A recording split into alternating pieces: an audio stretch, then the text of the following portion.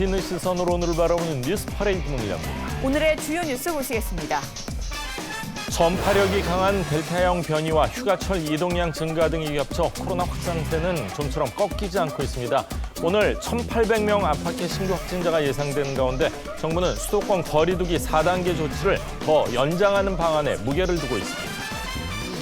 더불어민주당 의원들이 남북 대화 재개를 전제로 연판장을 돌리는 등 여권에서 한미연합훈련 연기론이 확산하고 있습니다. 문재인 대통령은 서욱 국방장관에게 여러 가지를 고려해 미국과 신중하게 협의하라고 말했습니다.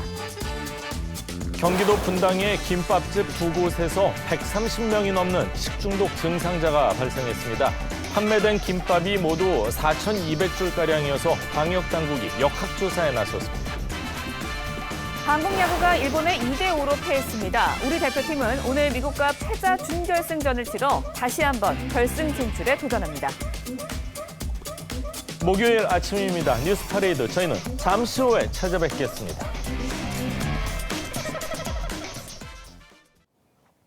오늘 발표될 코로나19 신규 확진자는 1,800명 안팎이 예상됩니다. 확산세가 좀처럼 꺾이지 않고 있는 가운데 정부는 내일 현 거리두기 단계를 재연장할지 여부를 결정합니다. 목요일 아침 첫 소식은 황병준 기자가 준비했습니다. 서울 용산구의 한 PC방. 지난달 28일 첫 확진자가 나온 뒤 일주일 새 관련 확진자가 24명으로 늘었습니다. 이용자들은 장기간 시설을 이용하며 음식을 섭취하거나 흡연실을 사용하며 전파된 것으로 보고 조사 중에 있습니다. 노래방과 식당, 학원 등 다중이용시설을 중심으로 집단 감염이 잇따르면서 어제 0시 기준 신규 확진자는 1,725명을 기록했습니다. 닷새 만에 1,700명대로 올라선 건데 이 중 비수도권 환자는 4차 유행 이후 가장 많은 628명으로 휴가철을 맞아 비수도권 이동량이 늘어난 영향으로 분석됩니다. 확산세가 지속되는 가운데 방역당국은 내일 거리두기 단계를 재연장할지 여부를 결정해 발표합니다. 단계는 유지되거나 더 강화될 가능성이 큽니다. 이러한 조치가 더 이상 안 되도록 노력하자라고 하는 의미로 이해해 주시고 사적 모임에 대한 부분들을 전면적으로 변경할 계획은 없습니다. 오늘 0시 기준 신규 확진자는 1,800명 안팎을 기록할 전망입니다. 어제 오후 9시까지 집계된 신규 확진자는 1,649명으로 그제 같은 시간대보다 92명 많습니다. TV조선 황병준입니다. 지난달 3일 서울 도심에서 대규모 집회를 주도한 혐의로 양경수 민주노총 위원장이 5시간 반 동안 경찰 조사를 받았습니다. 양 위원장은 정부의 방역 지침이 집회 시위에 대해서만 과도하게 제한되고 있다고 주장했습니다. 경찰의 출석 요구에 3차례 불응한 점에 대해선 일정 조율 중에 경찰이 일방적으로 출석 날짜를 특정했다면서 향후 조사엔 빠짐없이 응하겠다고 말했습니다. 경기도 성남에 있는 김밥 전문점 두 곳에서 식중독 증세를 호소하는 손님이 130명 넘게 발생했습니다. 환자가 발생한 기간 동안 두 곳에서 판매된 김밥이 모두 4,200줄이 넘어 보건당국에 비상이 걸렸습니다. 배상윤 기자입니다. 경기 성남의 한 김밥 체인점입니다. 최근 이곳을 다녀간 손님들 사이에 식중독 환자가 나왔고 증상을 호소한 손님이 90명이 넘었습니다. 막 열이 계속 나면서 몸이 아픈 거예요. 그래서 저는 계속 피곤해서 마감 치고 피곤한 줄 알고. 인근에 있는 같은 프랜차이즈 김밥 전문점에서도 손님 40여 명이 식중독 증상을 호소했습니다. 지난달 29일부터 지난 2일까지 닷새 동안 두 점포에서 판매된 김밥만 4,200줄이 넘습니다. 보건당국은 문제가 된 지점 두 곳의 도마와 식기에서 검체를 채취했지만 식중독 증상 원인은 아직 밝혀지지 않았습니다. 결과를 정확하게 봐야지 원인이나 이런 거 정확하게 파악이 될 거는 같거든요. 이런 가운데 여름철에 일어난 식중독의 절반은 병원성 대장균에 의해 일어나 주의가 필요합니다. 실제로 병원성 대장균에 의한 식중독은 여름철인 6월부터 9월까지 집중되고 있습니다. 병균에 의해서 감염이 됐을 때는 식중독 증상으로 발열, 구토, 두통, 설사 등이 나타날 수가 있습니다. 전문가들은 여름철 식중독을 막으려면 육류와 가금류, 달걀 등은 반드시 익혀 먹어야 한다고 지적합니다. TV조선 배성윤입니다. 한미연합훈련 연기론이 여권 내부에서 점차 확산하는 모습입니다. 60여 명에 가까운 범여권 의원들이 한미연합훈련을 연기한다는 내용의 공동 성명을 준비하고 있는데요. 문재인 대통령은 여러 가지 여건을 고려해 미국 측과 신중하게 협의할 것을 주문했습니다. 조정린 기자의 보도입니다. 더불어민주당을 포함한 범여권 의원 60여 명이 한미연합훈련 연기를 주장하는 공동 성명을 발표합니다. 민주당 오선 서른 의원이 주도한 연기 성명엔 민주당, 열린민주당, 정의당 의원 등이 참여한 것으로 전해집니다. 진성준 의원은 남북 간 통신선 복구가 된 상황에서 이 분위기를 이어가려면 한미연합훈련을 연기해야 한다고 판단했다고 밝혔습니다. 진 의원은 오늘 국회에서 기자회견을 열고 한미연합훈련 조건부 연기 촉구 내용의 성명을 발표할 예정입니다. 민주당 지도부는 한미연합훈련은 예정대로 진행돼야 한다는 원칙론을 유지해왔습니다. 이것은 평화 유지를 위한 방어적 성격의 훈련입니다. 따라서 이 훈련은 예정대로 진행될 수밖에 없다는 점을 말씀드리겠습니다. 문재인 대통령은 어제 청와대에서 서욱 국방부 장관으로부터 한미연합훈련에 대해 코로나19 상황 등 현실적 여건을 감안해 방역당국 및 미국 측과 협의하고 있다는 보고를 받은 뒤 여러 가지를 고려해 미국 측과 신중하게 협의하라고 당부했습니다. TV조선 조정른입니다. 미군 스텔스 전투기 도입 반대 운동을 벌여온 추국 지역 시민단체 활동가 3명이 국가보안법 위반 혐의로 구속됐습니다. 이들은 정부가 실체 없는 공안몰이를 하고 있다며 반발했습니다. 주원진 기자의 보도입니다. 미국의 최신 스텔스기 F-35A 도입을 반대한다는 내용의 기사입니다. 시민단체 활동가 겸 충북의 한 인터넷 언론사 대표를 맡고 있는 A씨가 썼습니다. 국가정보원과 경찰은 A씨 등 4명이 몇 년 전부터 북한 공작원을 중국에서 수차례 만나 지령을 받고 스텔스기 도입을 반대한 것으로 의심하고 있습니다. 이들은 또 김정은 답방 추진과 DMZ 평화 인간띠 활동, 그리고 통일반 묘목 100만 그루 보내기 운동 등도 해왔는데 국정원은 이 같은 활동도 북측의 지령에 따른 것으로 보고 있습니다. 국정원 등은 지난 5월 A씨 등 4명의 자택을 압수수색했고 국가보안법 위반 혐의로 A씨를 제외한 3명을 그제 구속했습니다. A씨 등은 조작된 유령 공작원에 의한 실체 없는 공안몰이라며 반발하고 있습니다. 이들 가운데 일부는 지난 2017년 19대 대선 당시 문재인 후보의 선대위 활동을 하며 노동특보단에 이름을 올렸고 지지선언도 했습니다. 또 이 가운데 2명은 선거에 출마해 정계 진출을 시도한 적도 있었습니다. 윤석열 국민의힘 대선 예비후보는 SNS에 이번 정권에서 권력과 관련성이 의심되는 사건은 흐지부지 되었다며 이 사건의 철저한 진상규명이 필요하다고 밝혔습니다. TV조선 주원진입니다. 이낙연 후보님은 사면 금지하자 했다가 사면 하지 말자 그랬다가 데모 이렇게 나오기도 하고 사면에 대해서 금지하자는 얘기는 해본 적이 없습니다. 행정수도 이전도 찬성했다가 반대했다가 탄성했다 그러시고 헌법재판소가 행정수도 이전은 관습법법 위반이라고 판정한 이후에 그에 대비해서 다른 대안을 내야 될 것 아니냐. 군도도 아까 보여드린 것처럼 6개월 전에는 반대했다가 지금은 찬성하시고 개헌도 어느 날은 내각 책임제 주장했다가 갑자기 중임제 얘기를 하시고 음주운전, 성폭력, 성희롱, 술의 횡령에 연루된 공직자는 승진해서 배제시키고 아주 가혹한 조치를 취했어요. 혹시 본인에게도 이런 기준을 연상해 보신 적이 있습니까? 어떻게? 아마 제가 과거에 음주운전으로 처벌받은 전력이 있다는 말씀을 하시고 싶은 것 같은데 죄송합니다. 음주운전과 관련해서 국민적 관심이 높아지면서 쟁점이 됐는데 정말 세계에서 최고 수준의 그런 벌을 주어서 근절해야 된다. 문재인 정부에 대한 평가 점수가 몇 점이냐, 70점 이렇게 꼭 남의 얘기하는 것 같은 느낌. 무능하거나 또 무책임했다는 말씀을 들을 수도 있을 것 같은데요. 무능 말씀하시는데 제가 총리로 일하는 그 기간 동안에 문재인 정부 국정 지지도가 가장 높았던 때이고요.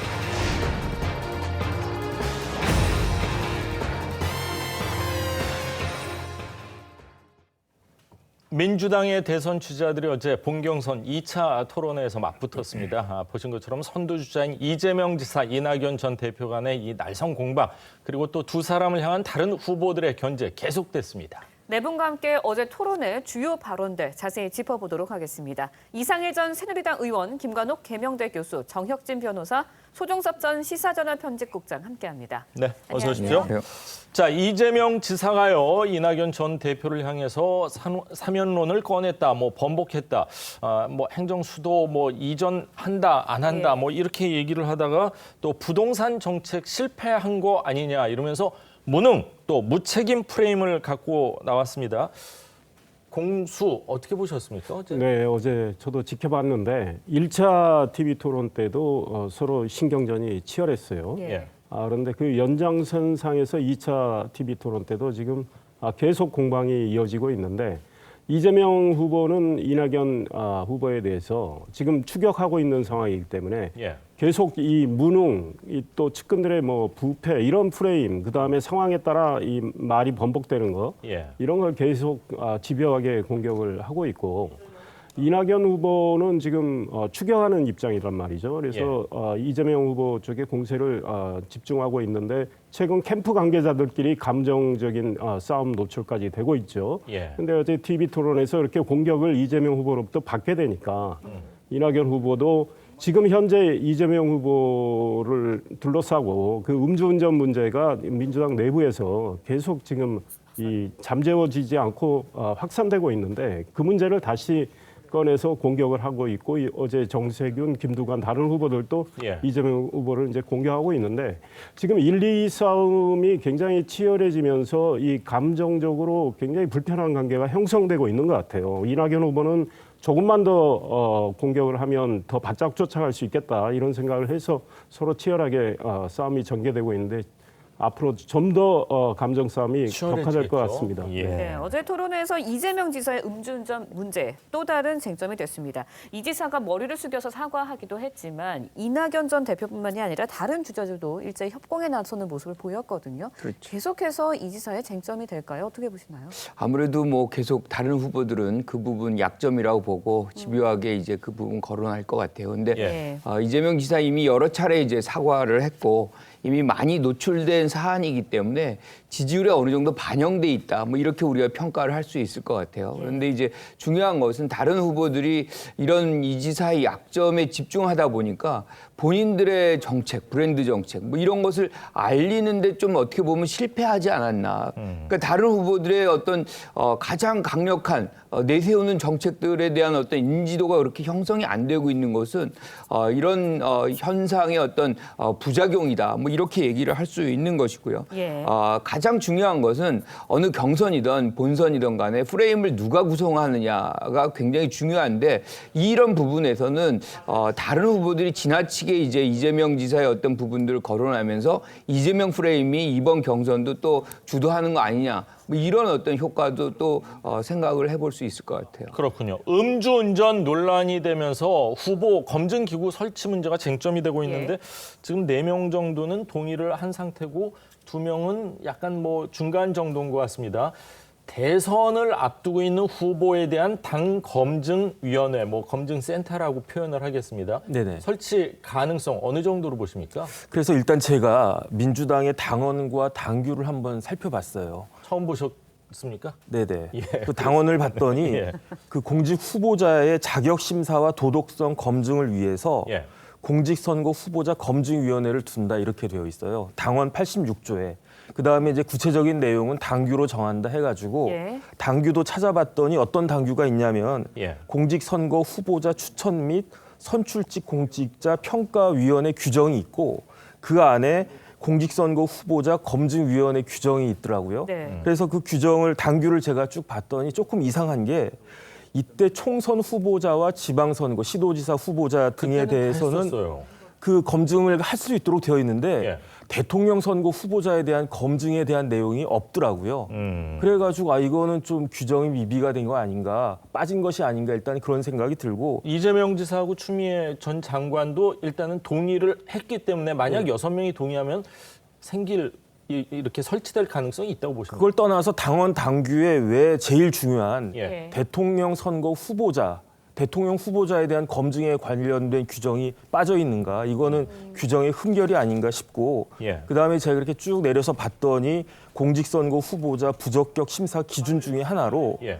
병역 기피가 있고 그다음에 또 음주운전이 있더라고요. 아, 그래요? 네네. 그래서 아마 이런 부분들이 조금 껄끄럽긴 하겠지만 네. 그래도 제일 중요한 뭐 국회의원 후보자나 아니면 시도지사 후보자, 심지어 지방의회 후보자들도 검증하도록 되어 있는데 대선 후보자에 대해서 검증을 안 한다라고 하는 것은 조금 이상하다 싶습니다. 그렇군요. 국회의원 후보자에 한해서 음주 경력이 있으면은 공천을 안 주겠다 이렇게 하면서 이걸 다 소급 적용하는 건 또 문제가 있지 않냐 그래서 기한까지 좀 정했었던 예. 기억이 나긴 하는데 자, 이 지사가 음주운전을 했다고 지금 시인을 한 그 시기는 2004년입니다. 네. 그 당시 150만 원 벌금을 했는데 초범으로서는 너무 많은 액수 아니냐. 뭐 음주량에 따라 달라지겠지만 그리고 또 어떤 여배우가 또 내가 분명히 들었다. 이제 삼진 아웃 당할 수 있기 때문에 대리기사 기다려야 된다. 이런 얘기까지 했거든요. 뭐 그 이야기까지는 잘 모르겠고 예. 사실은 음주운전 하면은 벌금을 냅니다. 그 벌금을 정하는 기준은 두 가지가 있는데 네. 제일 중요한 거는 혈중 알코올 농도죠. 예. 그다음 두 번째가 이게 첫 번째냐 재범이냐 아니면 세 번째냐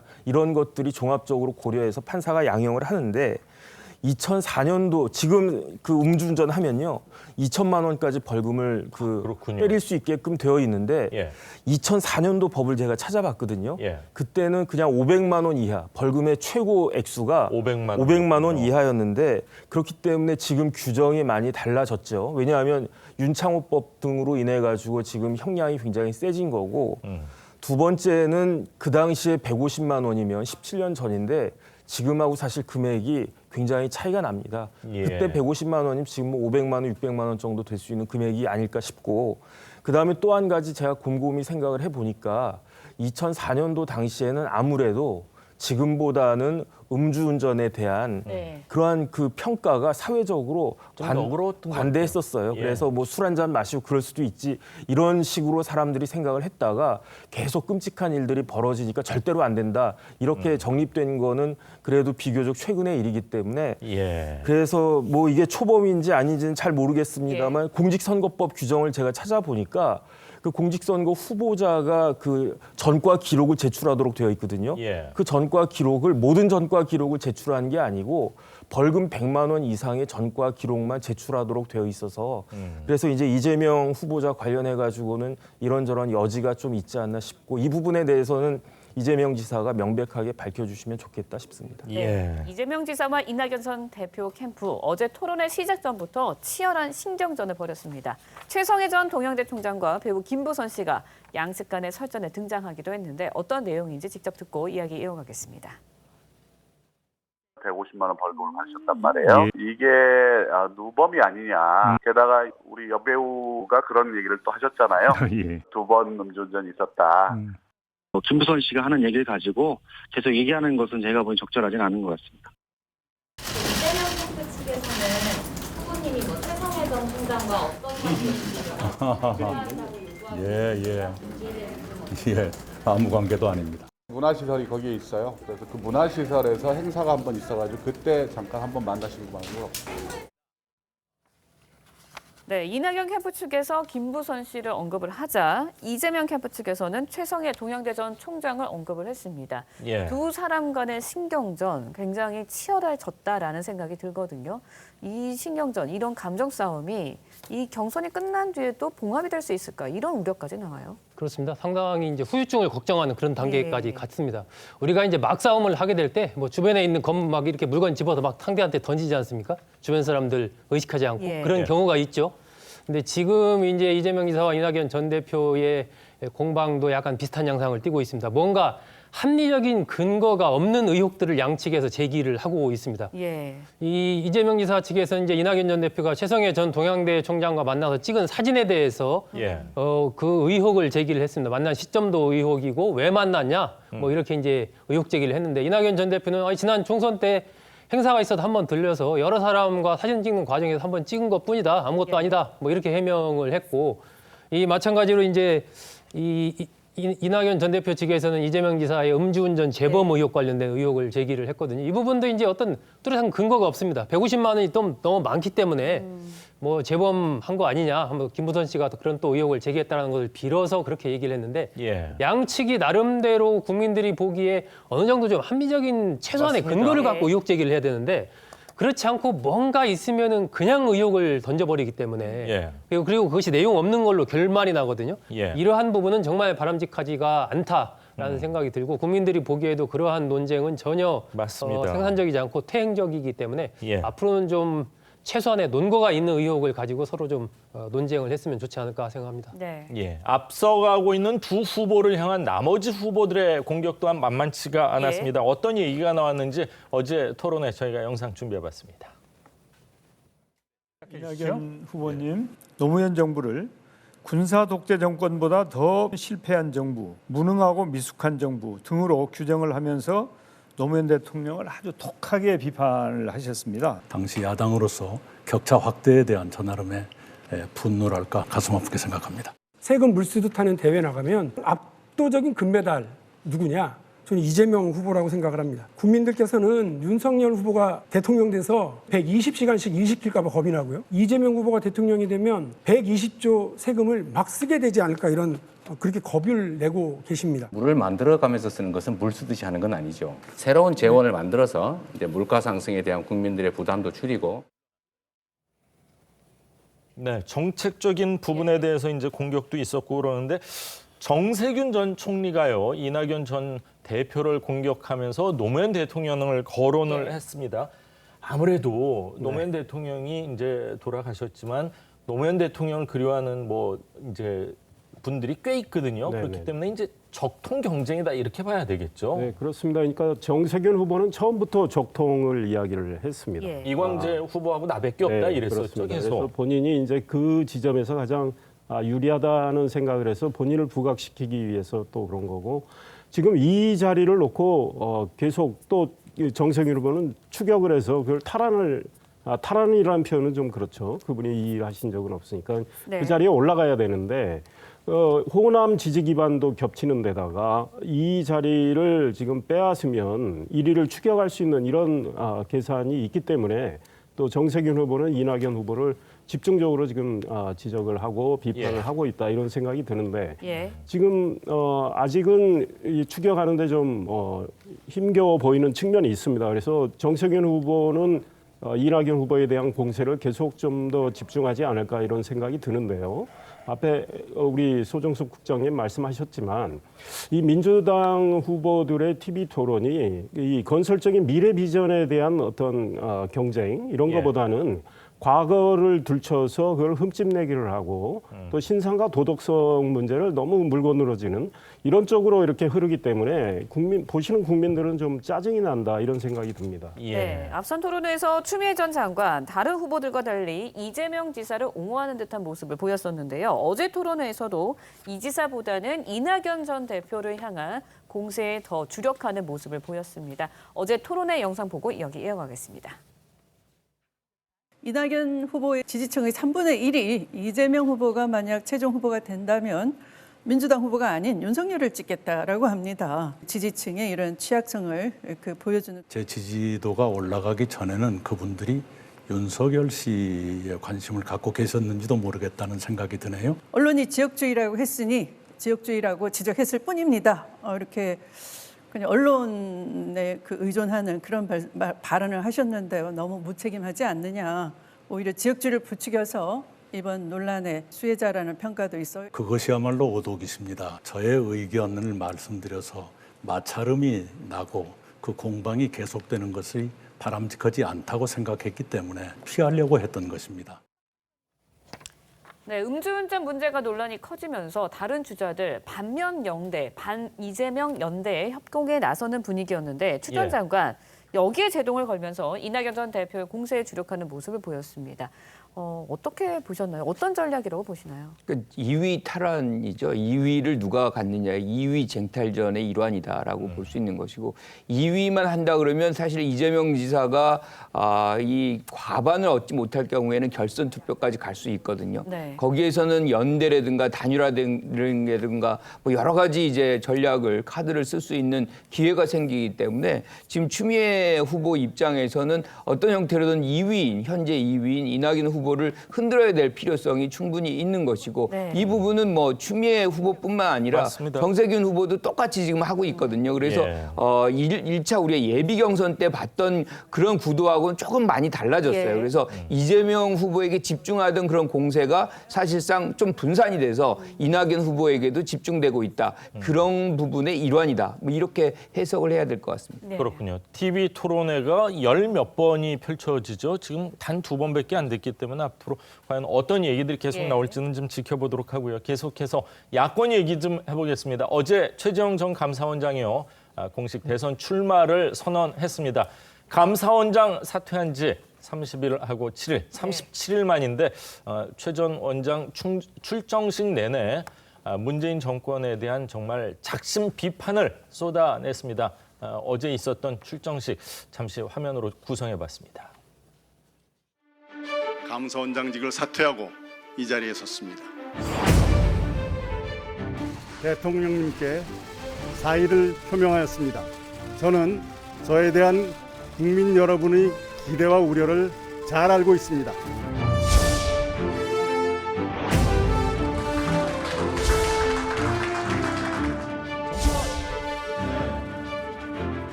대통령의 한마디에 적법한 절차도 거치지 않고 고민도 없이 결정되고 집행되는 것을 보았습니다. 무너져가는 대한민국을 지켜만 보고 있을 수는 없었기 때문입니다.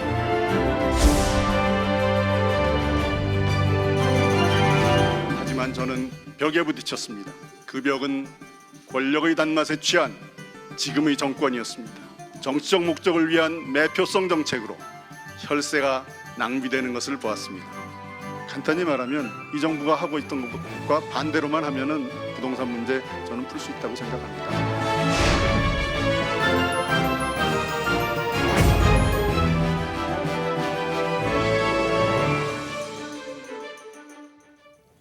자, 보신 것처럼요. 머리 색깔부터 주먹을 탁 이렇게 하면서 정치인 같은 그런 모습. 그리고 이 1시간 넘게 이어졌는데 강도 높은 발언들이 정말 쏟아졌습니다. 특히 이제 자신이 감사원장 중도 사퇴할 수밖에 없이 이 정치할 수밖에 없었던 이유를 강변하면서 권력에 취한 현 정권 때문에 뭐 이런 표현까지 나왔습니다.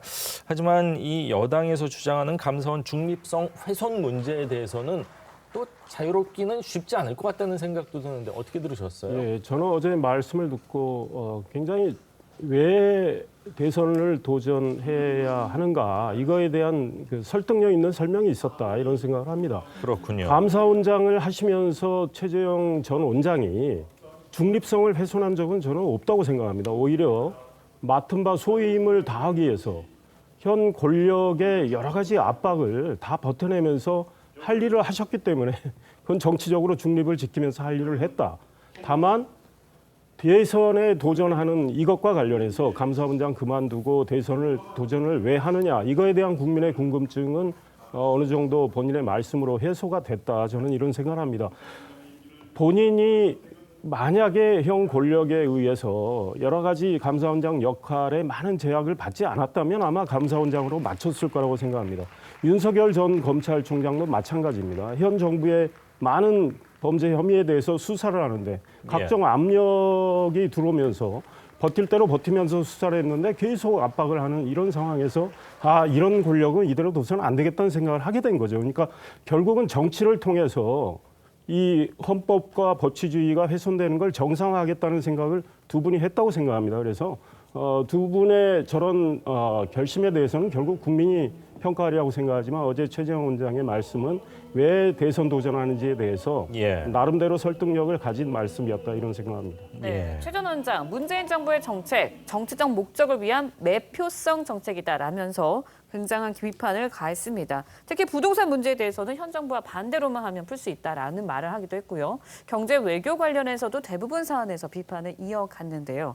현 정권과 확실히 각을 세우면서 선명성을 부각시키려는 듯한 그런 의도로 보였는데 어떻게 보셨나요? 저도 어제 이제 발표문을 다 읽고 봤는데 그러니까 뭐 중도에 사실 사정기관의 그 임기를 채우지 않고 사퇴하는 명분으로서는 굉장히 취약한 부분을 많이 보였다. 그러니까 벽에 부딪혀서 사퇴했다라고 얘기를 했어요. 그리고 본인이 이제 제시한 정책 중에 하나가 탈원전 정책을 백지화하는 겁니다. 근데 탈원전 정책이라는 것은 2017년도에 문재인 대통령이 후보 당시에 공약으로 내세웠던 것이고 국민들이 추인해가지고 당선된 겁니다.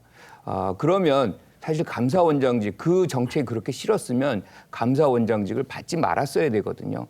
그런데 감사원장직은 받고 또 명분은 그것에 대한 어떤 탈원전 정책의 반대다 이런 것은 상호 모순이 있지 않나 이렇게 생각을 좀 하고요. 그다음에 부동산 정책은 반대로만 하면 된다. 자, 우리가 오세훈 시장이 들어서면서 방역이라든가 뭐 이런 부분 굉장히 본인이 하면 잘할 수 있다라고 이제 얘기를 하고 들어왔어요. 지금 시간이 좀 흘렀습니다. 부동산도 그렇고 방역도 그렇고 오세훈 시장이 따로 뭔가를 해놓는 것이 그렇게 쉽지 않습니다.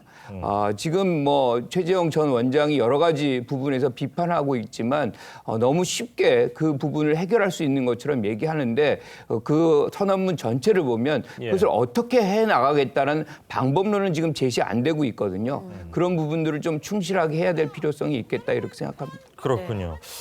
무너져가는 우리나라를 지켜만 볼 수 없었다 이런 얘기까지 했는데 여당에서는 이제 헌법 정신 저버린 부정한 출발이다 이러면서 뭐 계속해서 비판을 하고 있습니다. 하지만 최 원장 같은 경우는 이제 문재인 대통령이 이제 임명을 한 사람이고 어떻게 보면 이제 현 정권에 대한 폭로성 발언이 이제 계속해서 나올 수 있는 그런 상황이기 때문에 여권 입장에서는 좀 곤혹스럽고 좀 부담스러운 후보일 것 같아요. 그래서 제가 기억하는 게 여당 의원들이 최 전 원장한테 그럴 거면 감사원장 그만두고 나가서 정치하세요 막 이랬지 않습니까? 네. 그렇네요. 근데 아마 그렇게 윽박 지를 때에도 설마 최 전 원장이 이렇게 나가서 정치할 거라고는 생각을 못했던 것 같아요. 감사원장은 판사하고 굉장히 틀린 게요. 판사는 어떤 사람이냐면 소극적으로 자기한테 주어진 사건들에 대해서 법적인 판단을 하는 사람이고 반면에 감사원장은 국정 전반을 적극적으로 볼 수 있는 자리이고 판단하는 자리이거든요. 그렇네요. 그렇기 때문에 제가 봤을 때 판사와 감사원장은 굉장히 자리가 틀린데 그런데 그 감사원장을 했던 분이 뭐라고 말씀을 하셨느냐. 조금 전에도 얼핏 나왔지만 대통령의 한마디에 따라 이 이야기는 뭐냐면요. 적법 절차를 거치지 않았다는 이야기거든요. 그다음에 이념과 정치적 목적에 따라 반헌법적으로 국가의 근간이 되는 시스템을 파괴했다. 우리나라의 근간이 무엇입니까? 자유민주주의와 시장 경제인데 또 최 전 원장이 한 이야기가 뭐냐면은 자유민주주의가 공격당하고 시장 경제의 원리가 훼손당한 것을 내가 봤다. 어디서? 감사원장을 하면서. 이 이야기가 현 정부에게 굉장히 아플 수밖에 없지 않나 일단 그런 생각이 듭니다. 왜냐하면 다른 사람도 아니고 최고위직 그 관료인 감사원장이 스스로 이렇게 비판을 하는 것이니까 이것을 그냥 무시할 수는 없지 않나 하는 생각이 듭니다. 최재형 전 감사원장 어제 있었던 대선 출정식에서 윤석열 전 총장을 향해서도 견제구를 날렸습니다. 직접 보시죠. 왜 윤석열이 아니고 저 인간? 윤석열 후보 정말 훌륭한 분이죠. 왜 윤석열 후보가 그렇게 잘하고 있는데 못하러 나왔냐? 이런 질문이신 것 같은데 지금 우리나라는 거의 내전적 분열 상태에 있다. 저는 이러한 분열 상태를 야기했던 여러 가지 과거의 일로부터 자유로운 사람입니다. 정치적 부채가 없는 사람입니다. 네, 최 전 원장, 왜 윤 전 총장이 아니라 본인이 대통령이 돼야 하냐라는 기자들의 질문에 나는 이제 과거로부터 자유로운 사람이다. 정치적 부채가 없는 사람이다라고 강조를 했습니다. 아무래도 이명박 박근혜 전 대통령 구속과 관련해서 말한 것으로 보이는데 이 부분이 이제 두 사람의 좀 승패를 가르는 요인이 될까요? 어떻게 보시나요? 환경적으로는 뭐 나쁘지 않은 그런 상황이지만 핵심적인 요인이 되기는 또 어려워 보입니다. 그렇네요. 현재 상황 자체가 이제 최 전 원장 같은 경우 홍준표 의원과 현재 2위를 다투는 뭐 지지율을 보면 이런 정도의 상황인데 결국 이 단기적으로 이제 윤 전 총장과 양강 구도를 야권 내에서 형성할 수 있을 것인가 이 부분이 이제 최 전 원장의 1차적인 숙제다라고 보여지고요. 네. 그렇게 가기 위해서는 단지 뭐 윤 전 총장의 대체제로서의 성격만 가지고는 어렵거든요. 그렇기 때문에 얼마나 자신이 생각하는 이 나라의 비전, 어떤 핵심적인 정책 이런 것들을 내놓을 수 있는가, 이른바 최재형표 대표 브랜드를 빠른 시일 내에 만들어서 그것으로부터 국민들의 호응을 얻을 수 있는가, 이런 부분들이 오히려 최 전 원장의 어떤 정치적인 미래와 관련해서 훨씬 더 중요하지 않나 하는 그런 생각을 갖습니다. 예. 이 밖에도 어제요, 이준석 대표가 직접 기획을 했다고 합니다. 대선 주자들이 당 행사가 있었습니다. 봉사활동인데, 근데 이 자리에 이제 어제 최 전 원장은 뭐 출정식이 있었으니까 부인을 보냈다고 하고, 윤석열 전 검찰총장하고 유승민 전 의원, 홍준표 의원, 이른바 뭐 야당의 빅4라고 할 수 있는 네 분이 불참을 했습니다. 먼저 영상 보시죠. 정권! 아무래도 총장님도 좀 빅사이즈시기 때문에 큰 거 붙일 수 있는 기회를 드리겠습니다.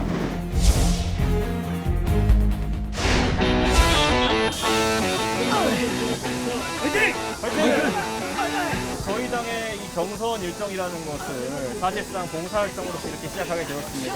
오늘 이 같이 땀을 흘린 후보자들이 서로 시너지를 낼 수 있는 방향으로 결론이 났으면 좋겠다. 천장 속을 누볐던 한대난 슈퍼두퍼 프라이 변사또 같으니 더 용선 없다 싹다 새끝 하트를 모조리 다 털어 요리조리 빠지네 미꾸라지처럼 하느님과 나사대 제대를 품어 사랑으로 참으라 배웠지 모두의 비밀까지 삼켜. 오늘 그런 당의 공식 일정을 참석하지 않고 무엇을 했는지는 잘 모르겠지만은 그런 첫 출발의 이벤트에서 그것보다 중요한 것이 무엇일지는 아마 국민들이 좀 의아해할 것이다.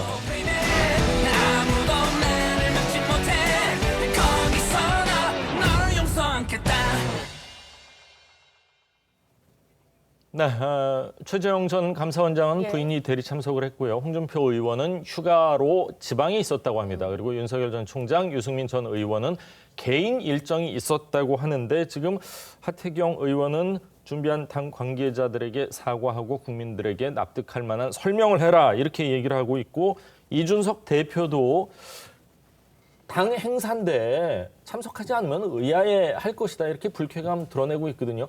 당 대표 하기 참 쉽지 않아 보입니다. 네, 그렇습니다. 저도 그 국민의힘 소속으로 저런 장면이 노출된 거는 좀 안타깝게 생각을 하고요. 저는 그 양쪽에 좀 문제가 있었다고 생각을 합니다. 그러니까 이 첫 출발의 이벤트를 꼭 어제 했어야 하느냐는 문제도 있어요. 그러니까 국민들께 저런 모습을 보여드리고 싶어하는 건 저는 충분히 이해를 하고 잘하는 모습이라고 생각하지만, 저런 모습을 보여드리려고 했을 때는 서로 치밀한 사전 조율을 통해서 일정을 정확히 맞춰서 모두가 함께하는 그런 장면이 나와줘야 되는데 당 쪽에서는 통보하는 형식으로 좀 했던 것 같고, 이미 홍준표 의원 같은 경우는 본인이 휴가 간다는 걸 공지까지 한 상황이란 말이죠. 그러면 사전에 연락을 해서 혹시 휴가 일정 중에도 잠시 올라와서 할 수 있느냐. 그다음에 윤석열, 유승민 이런 분들에 대해서 또 최재형 원장님은 어제의 경우에 본인이 대선 출마 선언한다는 게 이미 다 예정돼 있었던 거 아니겠습니까? 그렇네요. 그러면 당에서도 좀 유연하게 일정을 다 후보들의 본인들의 일정 체크하고 조율해가지고 시기 조절을 하는 게 좋았겠다. 이제 일을 일단 버리고 나서 빠진 분들에 대해서 서운하다 이렇게 뭐 말씀하실 수는 있지만, 또 빠진 분들은 빠진 분들대로 사정이 있어서 그분들 쪽에서도 당이 너무 통보하는 식으로 하는 거 아니냐 이런 반론이 나오기 때문에 앞으로 좀 원만한 소통을 해야 된다. 국민들과 소통하는 것도 중요한데 당내 맞습니다. 소통이 안 되면 안 되는 거지 않습니까? 그리고 뭐 지지율이라는 게 뭐 언제든지 요동칠 수 있지만 위에서 이렇게 내분, 뭐 물론 이제 뒷분들은 다 오차범위 안에 있긴 하지만 좀 그래서 안타까운 점인 것 같습니다. 네, 그런가 하면은 이번에 이제 당대표 패싱 논란 처음은 아닌 것 같습니다. 얼마 전에 윤석열 전 총장이 입당을 할 때도 이 대표가 휴가를 갔을 때 입당을 했기 때문에 뭐 기습 입당이다라는 이야기까지 나왔었거든요. 휴가가 아니라 잠시 지방에 있을 때죠. 휴가는 아니었고요. 호남에 무슨 행사가 있어서 이제 내려갔던 건데 그 사이에 이제 기습 입당을 한 것이고 결과적으로는 뭐 의도하지 않건 의도했건 간에 뭐 패싱의 결과는 나왔던 거 아닙니까? 그런 차원에서 본다면 이준석 대표로서는 상당히 불편할 수밖에 없는 것이고 어떻게 보면 뭐 이사 온 사람이 주인도 없는데 들어와가지고 신고하고 간 그런 장면이에요. 그런데 지금도 사실 이준석 대표로서는 당이 이렇게 첫 경선이 시작된 것이고 이런 장면에서 당이 주도하는 어떤 행사가 있다 그러면 개인적인 어떤 행사 또는 일정이 있다 그래도 좀 사실 그거를 접고 이렇게 참석해야 되는 것 아니냐라는 그런 부분들이 있었을 거예요. 그런데 주요한 분들이 대거 이제 참석을 안 했고 특히나 윤석열 전 총장 같은 경우는 그런 어떤 패싱 논란이 있었으니까 조금 더 참석해야 되는 그런 의도적으로라도 뭐 그런 부분들을 좀 보여줬어야 되는데 어제도 또 오지 않았단 말이에요. 뭐 이런 것들은 이제 둘 사이의 어떤 앙금이라 할까요? 뭐 이런 것들이 좀 더 농축되는 과정으로 넘어가는 것 아닌가 뭐 이런 생각을 좀 해보게 되는 것이고 저는 뭐 의도성을 완전히 배제하기는 어렵다라고 생각을 해요. 왜냐하면 윤석열 전 총장이 기습 입당도 그렇고 지금 어제도 이제 불참하는 것도 그렇고 당의 운영에 관한 어떤 주도권을 모두 이준석 대표에게 줄 수 없다. 뭐 이런 메시지로 또 해석할 수도 있기 때문이죠. 그렇군요. 어제 이제 당 행사에는 참석 안 했지만 윤석열 전 총장 같은 경우는 지금 청와대 앞에서 1인 시위하고 있는 뭐 초등학교 때서부터 어릴 때서부터 자랐던 권성동 의원 1인 시위 현장엔 또 갔더라고요. 그건 또 어떻게 해석을 해야 될까요? 뭐 가서 한 1분 정도 머물렀다라고 하니까 그것이 이제 뒷말이 또 나오는 거죠. 그냥 뭐 그 알리바이 만들기 위해서 간 거 아니냐 이런 얘기까지 나오니까. 그래서 어제 당 행사에 불참한 어떤 명분을 피하기 위해서 만들기 위해서 그런 것 아니냐라는 비판까지 나오고 있는 상황인데 일단 모양이 안 좋아 보입니다. 맞습니다. 국민의힘 당 첫 번째 주최한 대선 후보들 전체 모아서 하는 봉사활동에 이른바 유력 주자들이 전부 빠졌다. 그럼 이게 뭐 당 행사라는 게 힘이 빠지는 것이고 국민들이 보기에도 당 대표와 주요 주자들 간에 그렇다면 갈등이 있는 것 아니냐 이렇게 당연히 볼 수밖에 없는 것이고요. 정치적으로 본다면 이른바 야권의 주도권을 둘러탄 이 주도권 힘겨루기, 주도권 다툼이 이제 본격화되는 것 아닌가 하는 그런 관측을 갖게 하는 그런 장면이어서 앞으로도 좀 이런 부분들이 조금 더 이어지지 않을까 하는 그런 생각이 듭니다. 일단 윤석열 전 총장 같은 경우는 뭐 적극적으로 이제 이철규, 윤한홍 의원 등을 영입하는 등 현역 의원들, 전직 의원들을 막 이렇게 영입하면서 있습니다. 아주 본격적인 새몰이에 나서고 있는 상황이기 때문에 과거 검찰에 있을 때 윤 전 총장의 스타일이나 이런 걸 봤을 때는 아마 국민의힘 입당 이후에 상당한 이 새몰이 흐름을 계속해서 가져갈 것으로 보이거든요. 그렇다면 그 과정에서 이준석 대표 그리고 다른 주자들과의 갈등이 있을 가능성이 좀 크기 때문에 당 지도부로서는 이 부분을 어떻게 하면 잘 원만하게 이끌어가면서 전체적인 시너지 효과를 낼 수 있을까 하는 이러한 고민이 이준석 대표가 좀 깊어지지 않을까 하는 생각이 듭니다. 맞습니다. 민주당은 지금 대권 후보 검증단 자체 만드는 거에 대해서 조금은 회의적이라고 하는데 지금 이준석 대표는 대권 후보 검증단장에 윤석열 총장하고는 좀 사이가 껄끄러울 수 있는 춘천의 김진태 전 의원을 지금 염두에 두고 있다. 이런 얘기가 또 나오니까 이건 또 어떻게 번질지는 좀 지켜봐야 될 것 같습니다. 자, 정가 소식 네 분 말씀은 오늘 여기까지 듣도록 하겠습니다. 말씀 감사합니다. 고맙습니다.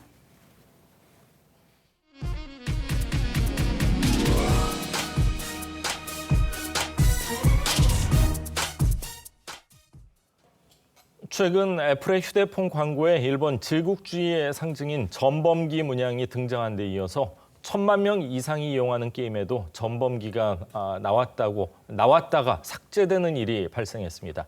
끊이지 않는 전범기 논란, 이정민 기자가 보도합니다. 주방에서 모바일 폰을 보며 요리하는 남성.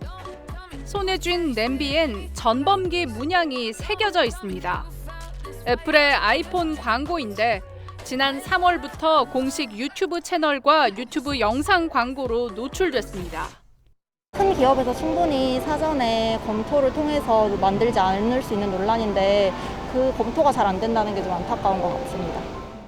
냄비 무늬가 일본 군국주의의 상징 전범기와 흡사하다는 여론의 문매에 애플은 문양을 흐릿하게 바꾸고 유튜브 영상을 내렸지만 어떠한 사과나 공식 입장도 내놓지 않았습니다. 아무래도 우기가 저희 나라의 역사에 직접적으로 연관되어 있기 때문에 더 예민한. 광고 속 휴대폰은 올해 판매량 1억 대를 돌파하며 46조 원대 사상 최대 실적을 기록했습니다. 구글 플레이를 통해 전 세계에서 1,000만 명 넘게 다운받은 축구 게임도 축구장 잔디와 경기장에 버젓이 전범기가 등장합니다. 하지만 논란이 일자 게임 제작업체는 전범기 문양을 없앴습니다. 우기기를 사용했다고 해서 비난만 할 것이 아니라 앞으로 재발 방지를 위해서 전 세계의 우기기의 의미를 제대로 알리는 그런 홍보력을 키워나가는 게 반복되는 전범기 논란을 잠재우기 위한 정부 차원의 대책과 노력이 필요하다는 지적입니다. TV조선 이정민입니다. 네, 미국 뉴욕 검찰이 현직인 앤드류 쿠오모 주지사에게 제기된 성추행 의혹 대부분이 사실이라는 수사 결과를 내놨습니다. 당사자는 반발하고 있지만 친정인 민주당 소속의 바이든 대통령까지 사퇴를 촉구하고 나섰습니다. 성민혁 기자의 보도입니다. 뉴욕 검찰이 발표한 성추행 피해자는 11명. 모두 뉴욕 주정부에서 일한 전현직 여성 공무원입니다. 검찰은 앤드류 쿠오모 주지사가 이들을 언어적, 신체적으로 성희롱했다고 발표했습니다. The independent investigation found that Governor Cuomo sexually harassed multiple women, many of whom were young women. 피해자 주장을 확인하기 위해 부른 증인과 참고인만 179명에 이릅니다. None of them welcomed it, and all of them found it disturbing, humiliating, uncomfortable, and inappropriate. 쿠오모는 즉각 반발했습니다. That I never touched anyone inappropriately or made inappropriate sexual advances. I've lived my entire adult life in public view. 하지만 사퇴 여론은 커지고 있습니다. 같은 민주당 소속인 바이든 대통령마저 등을 돌렸습니다. I think he should resign. I understand that the state legislature may decide to impeach. 시민들도 냉담합니다. I don't see how he can possibly have any power, how he could govern at this point. 주의회는 이르면 9월 말 탄핵 심판을 시작합니다. TV조선 성민혁입니다. 네, 경기 결과 살펴보도록 하겠습니다. 어제 우리 여자 골프 대표팀 1라운드 경기 순조롭게 마쳤습니다. 오늘 2라운드 시작을 했죠. 4위에 고진영 선수, 7위에 박인비 선수, 김세영 선수가 올랐었고요. 김효준 선수 16위에 올랐습니다. 한국 여자 골프 4인방 1라운드 모두 상위권으로 순항 중입니다. 세계 4위 터키를 상대로 짜릿한 승리를 거뒀죠. 45년 만에 메달에 도전하는 여자 배구 대표팀. 터키를 세트스코어 3대2로 이겼습니다. 아시아 카누 최강 스프린터 조강희 선수 조 1위로 오늘 열리는 준결승전에 진출을 했습니다. 스포츠 클라이밍에서는 18살의 서채연 선수 압도적인 기량으로 2위를 차지하며 결선에 진출했습니다. 결선행 8명 중에 유일한 10대입니다. 메달 순위 집계 결과도 살펴보도록 하겠습니다. 네, 중국이 금메달 32개, 은메달 22개, 동메달 16개로 1위를 달리고 있고요. 미국이 금메달 25개로 2위입니다. 개최국 일본 금메달 21개로 3위입니다. 우리나라 대한민국 금메달 6개, 은메달 4개, 동메달 9개로 11위에 올라 있습니다. 오늘 있을 경기도 살펴보도록 하겠습니다. 1라운드 잘 마친 어벤져스 오늘 2라운드 경기에 나서게 됩니다. 올림픽 2연패 우승 도전이 오늘도 순항했으면 좋겠습니다. 전설의 김연섭을 뒤이은 한국 경보의 간판 최병관 선수 레이스를 경보에서 시작을 하고요. 근대 5종 올림픽 끝판왕이라고 불리는 근대 5종 경기가 오늘부터 시작이 됩니다. 오늘은 남녀 펜싱 랭킹 라운드 경기가 펼쳐지는데요. 김선우, 김세희 선수가 출전을 하게 됩니다. 또 오늘 저녁에 있죠. 야구 경기 어제 일본에 패한 한국 대표팀 하지만 아직 기회가 남아 있습니다. 미국과 패자 준결승전. 여기서 이기면 결승에서 일본과 금메달을 두고 다시 맞붙게 됩니다. 오늘 저녁 7시 경기 응원하도록 하겠습니다.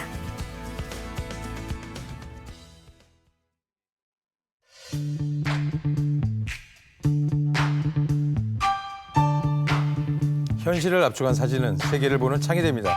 사진기자 고른 아침의 한 장입니다. 며칠 전 이탈리아 남서부 람페두사 섬 앞바다에서는 작은 목선 하나에 몸을 싣고 유럽으로 가려던 89명의 난민들이 구조되었습니다.